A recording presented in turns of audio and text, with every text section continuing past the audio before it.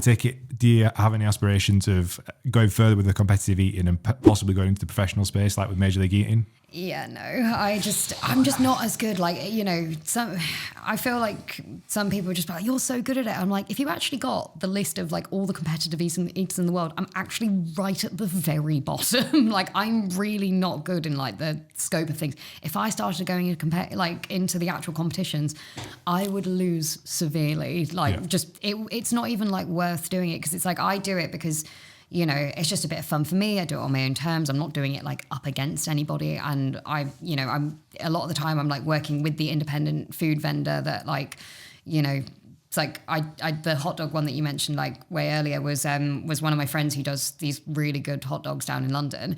And I was like, oh, do you think you could like make a giant one? That way we can, I can just show you guys off and say how much I like you. And they ended up getting like, they had to, because they didn't do them at all, they had to like weld two of their, because they like steam the hot dogs, they had to weld two of them together to like actually make it and stuff. That's cool. So it's like, I got to eat this, a hot dog that I love anyways. The guys I love anyways. They've got like, they've got this little stand in like Camden, and I think they do like,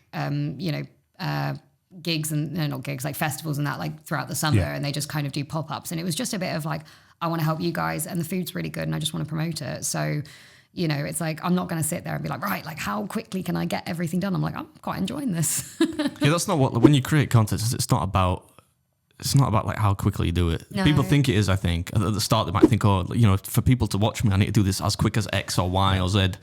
YouTube's about entertaining people, and people do that in different ways, or any kind of video or Instagram, whatever, whether it's TikTok, Facebook, Instagram, whatever.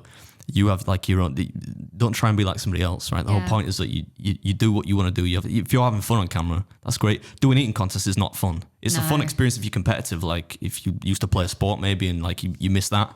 And like to have a big crowd there watching and to compete at like an elite level, but it's not a fun experience. You're basically choking for 10 minutes. So if you're not really into it, then that's the reason why a lot of people don't. There are lots of people that make eating content on the internet, that don't compete in events. It's just so happens that there's a bit of crossover, isn't there? Yeah. Not everyone does it. And it's like, it's all the pressure as well. Like you could be completely like set up and everything, and just one wrong bite and you could like you said, just sit there choking. Like, imagine that. And the thing is, I think I wouldn't mind if it was like against a bunch of amateurs, but if you started putting me up against professionals, I'm just like, I'll just look around and be like, oh crap, I'm losing.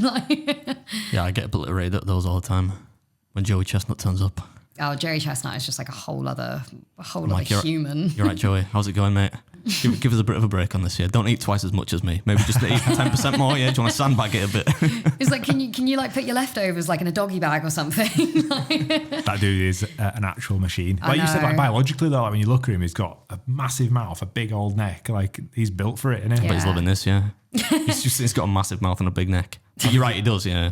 Well, it's just that I was just honoured it, like, because he follows me on Twitter, and he likes the occasional one of my tweets, and they're like, why do you like me? Like, I'm not very good at these. I think Joey just loves eating, doesn't he? He's a proper purist, Joe. He's not like an egotist or whatever. He'll just encourage everyone. Yeah, that's nice. You don't turn up to a contest and he's like, "Peter, what the fuck are you doing here? You're shit, mate. Pack it in." He'll get there and be like, "Hey, Arbid, you feeling good today? You're going to push me close today?" I'm like, "No, Joey, come on." No, that's not gonna happen. But yeah, he's a good lad. It's like, I know you're trying, but like, no. It's been nice. One question that I'm sure that you've, again, been asked many a time, but we'd get shouted at if we didn't ask. Staying in shape, we've been through it with Adam a few times, but obviously with the nature of your job, how do you stay in shape?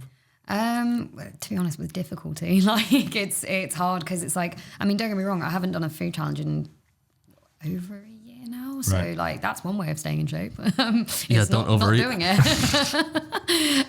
But like I do like a lot of food in my job, a lot of like restaurant outings, and it does, like I can end up at restaurants like 4 or 5 times a week, depends.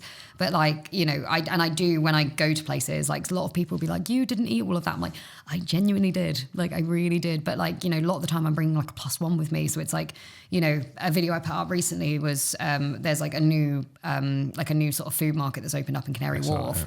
And we ate something at like 4 of the vendors, and like, full size things. They weren't like half cuts or anything. And like we did eat all of them, but I got to the end of it, I was stuffed. I had like salads for the next like 3 days. But It's all about balance. So like, and like a lot of people like, you didn't eat all of that. I was like, I actually did. Like, that's why I don't post that often, is because I'm actually eating it. Yeah. Whereas, you know, if I could do the whole thing of like posting it and then like binning it or whatever. And people do that all the time. People do that, and it really bothers me. And I'm like, I could post every day. I just don't. So like, I cry a bit if I ever have to waste food. I can't do it. I threw some bananas out the other day because Mrs. Beard, she made me, because you know, like I like them when they're all brown and gross, you know. But she was like, those bananas are making me feel ill. You need to throw them away. I'm like, no, I don't want to throw them away. But I Could you not like eat put them in a smoothie or something? I could have just eaten them, but I think it was probably on a day when I was eating, I don't know, 400 calories or something daft, so I couldn't really spare a banana. But yeah, that's a big thing, isn't it, on Instagram, especially.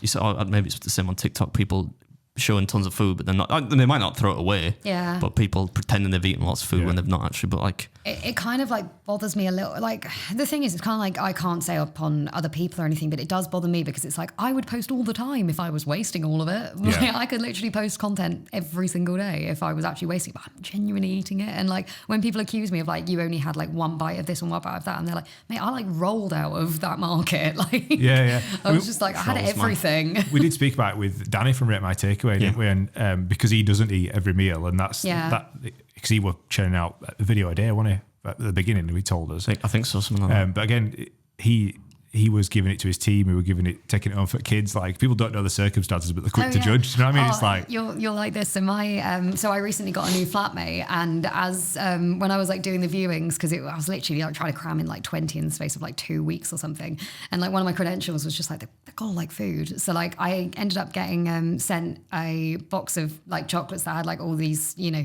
it was like, this contains this and this, and they were all like little bite-sized things. So every time that people came by, it was a bit like, oh, what do you do? And I was just like, oh, a bit of a weird one to explain, but like, I'm a full-time food blogger, and they were like, oh really? And I was like, and on that note, like, you know, would you like a brownie? Because I was trying to kind of get rid of them as well, because I don't need like 24 brownies in my flat. and it was a really great way of asking them if they had any allergies. It was sort of like and actually now my current flatmate, I love him to pieces. He's great. He's 6'5" and he loves food, and I'm like, this is amazing, because like last night I brought home like I went out for dinner with one of my mates, and I brought home these like cheese like chicken nugget. I can't really explain it, but they were amazing.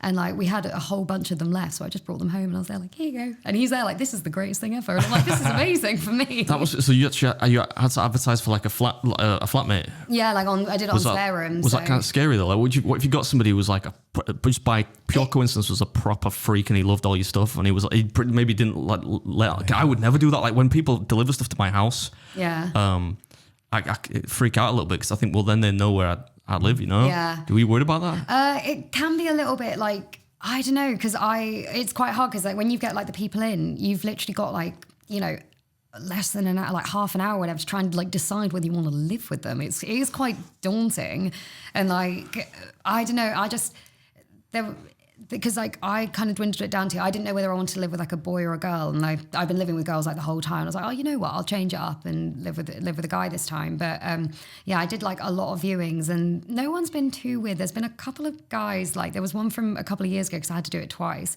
There was a guy from a couple of years ago, and he was very odd, because I'm saying to him like, look, you know, it's kind of like, this is like a very homely flat, like I don't want it to be like a closed door kind of thing. And he's like, yeah, like agreeing with me. I was like, okay.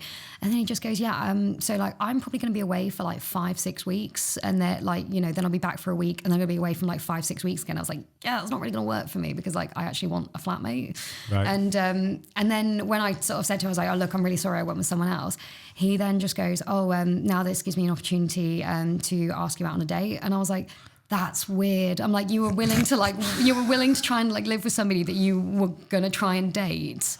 I found that really bizarre. And then be away for 5 weeks at a time. That's weird. It was just really weird. So I just deleted the app. That's crazy. I assume that's like quite a common thing in a big city like London, is obviously house sharing and flat sharing. Yeah. But man, it is a weird kind of concept. But like I lucked out, like, because I got a flatmate before, and she was great, and like, you know, we're still friends now, and you know, just lucked out, and I've lucked out again. The guy's really lovely. So do you do it for companionship as well as? Obviously, it helps with rent and paying. Like, is that the reasons to get a flatmate? Yeah. So like the way that like my flat is it's quite because like we've got quite a big lounge and like it's an open kitchen, and I've just like, I'm a really social person as well. So it's like, I want someone who like wants to, you know, we're not going to be best friends. No. Like, you know, he's got his friends, I've got my friends, and like we're all going to do our own thing. But it'd be nice, like a couple of evenings a week or whatever. Like last night, for instance, we were just chatting, just all evening, just having a catch up because we hadn't seen each other in like about a week or so. So just like, it's just nice to have the companionship. It's like really. friends, isn't it? Yeah, It is, I guess. literally. It's kind of like friends, yeah. Yeah. But it's like, you know, with a stranger, you've taken a gamble on. So Especially if you're That's in such a risk. If you're in the public, if you're in the public eye, even to a small degree, I'm getting nervous thinking about it now. whereas I would never, because one of my friends was like, why don't you like reach out on your channel? I was like, I could not think of Could you anything imagine? worse. Like put a link in bio if you want to come live with me. Oh, man, imagine. Yeah, I couldn't even imagine. But like, it was like a weird credential because one of my friends was just like, because I mean, I don't know about you, but actually you probably don't bring leftovers back with your job ever. Nope, almost never. I guess Lindsay wouldn't even like any of it anyway. No, unless I'm bringing back garlic bread. She ain't eating it.